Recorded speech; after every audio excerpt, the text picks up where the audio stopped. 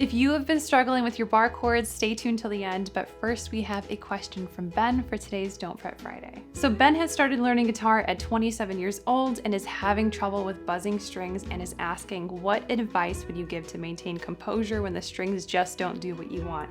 Also, any tips on bar chords? They seem impossible. So basically it all comes down to fretting hand form.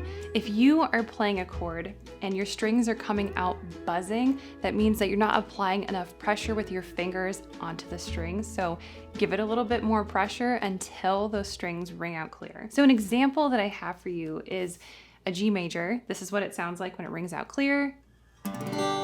And this is sometimes for beginners one of those hard to reach chords and there's a lot of buzzing involved. But let's just say here, I'm pressing down with this finger, but not all the way. See how that comes through all buzzing? But if I press all the way down, it comes out. If I'm just resting on top of it, it's gonna be muted. It sounds like you're more so having a problem with the buzzing, but I also wanted to include muting because muting is a huge issue for beginners. But make sure you're just pressing down enough for that string to ring out nice and clear and you get that sustained note. Another couple of side tips that I would like to share with you that could go a really long way is one, checking the action of your strings to see if they could be lowered, meaning your strings are closer to the fretboard. This is going to make it miles easier to press down on your strings, especially as a beginner, as you are still building your calluses and working through that finger pain. Another thing that may help is if the neck of your guitar is on the thicker side, maybe consider selling or trading that guitar in for a guitar that has a slimmer neck. I actually prefer necks that are slimmer. I find that it's just easier for me to play. Even though I have long fingers, I just find it to be so much more comfortable. This might seem like a little bit of an inconvenient thing if you already have a guitar, but if you really love the guitar you have, you can totally work with it. But if you're willing to just sell your guitar or trade it for something else, it's easy. You can go on Facebook Marketplace. Sweetwater has a store that you can buy guitars for like a used, kind of like gear exchange is what they call it, and you can shop used guitars on there.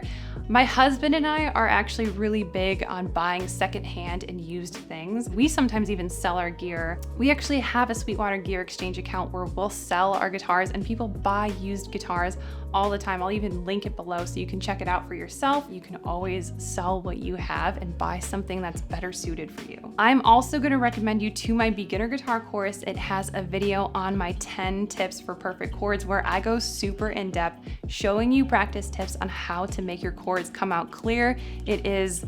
It's everything you need to know. Now, as far as bar chords go, if you are struggling with your open shapes, it's going to be nearly impossible to play bar chords because you need to nail down your open chords first. I do have a video that shares a crucial tip on bar chords right here. I think you should check out.